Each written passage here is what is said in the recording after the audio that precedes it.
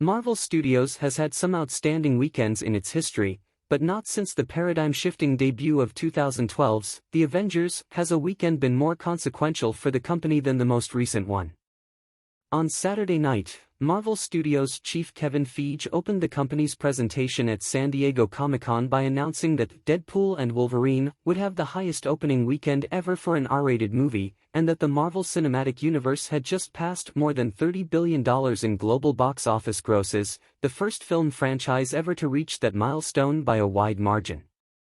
Roughly an hour later, Feige closed the panel with the announcement that Joe and Anthony Russo, who directed the two most recent Avengers movies to more than $4.8 billion in worldwide grosses, were returning to the company to direct the next two Avengers movies, and that Robert Downey Jr. was also coming back to star in them as Dr. Victor Von Doom.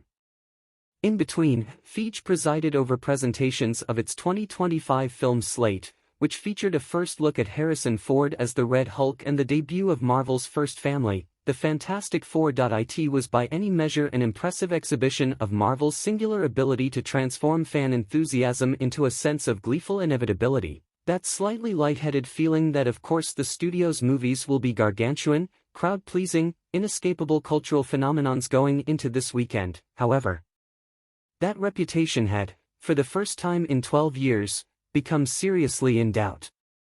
The chatter started in February 2023 with the financial and critical disappointment that was Ant-Man and the Wasp: Quantumania. Over the ensuing year, the studio weathered a series of glaring blows, often self-inflicted, that led to an abundance of media hand-wringing over superhero fatigue in general and speculation that Marvel specifically had lost its mojo. This very publication contributed to that chatter.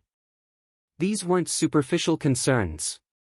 Developing the MCU has required each project to be at least a solid success and necessitated a substantial outlay of filmmaking capital, and the film industry at large has come to rely on Marvel as the central engine driving the theatrical marketplace. Going into Comic-Con, Marvel really did need to reaffirm its swagger, to prove 2023 was a momentary ebb rather than the start of an irretrievable decline. That effort began in earnest on Thursday, July 25, when Deadpool and Wolverine stars Ryan Reynolds and Hugh Jackman and director Shawn Levy joined Feige to screen the entire film in Hall H, and then capped off the night with a lengthy fireworks and drone show over the San Diego Convention Center that screamed, no one else would dare spend this kind of money to put on this kind of show. The celebration continued with Saturday's panel, which opened with a full church choir singing like a prayer, while an army of dancing Deadpools swarmed through the audience. Other studios put on panels at Comic-Con. Marvel put on a show.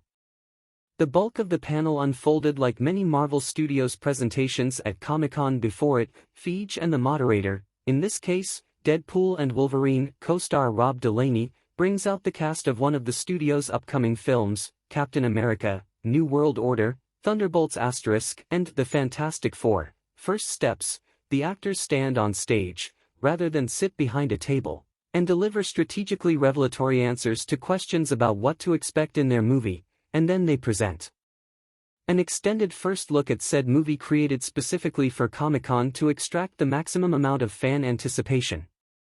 After repeating this playbook multiple times, Feige then caps the night with a previously unannounced revelation or two: the Russos, Downey, Victor Von Doom, meant to send the audience streaming back into San Diego's streets, dizzy with nerdy pleasure.